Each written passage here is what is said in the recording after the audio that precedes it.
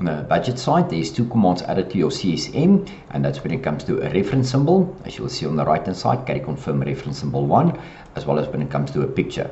In a budget, now I'm running a budget architectural. All that it means is that if I go to my application, under my SIR plan, I will have some budget related commands available. If I go to mechanical, I will not have any mechanical commands, but there's some standard basic commands still under a budget.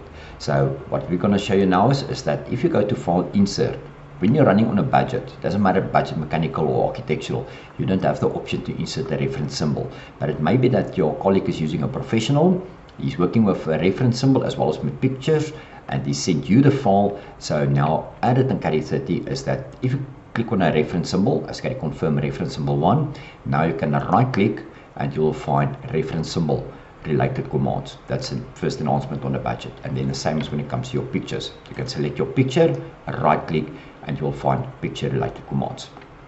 Then while we're on the insert, is that when you make use of insert symbol, it can be either file insert, insert symbol, or it can be that you make use of the insert on a root menu.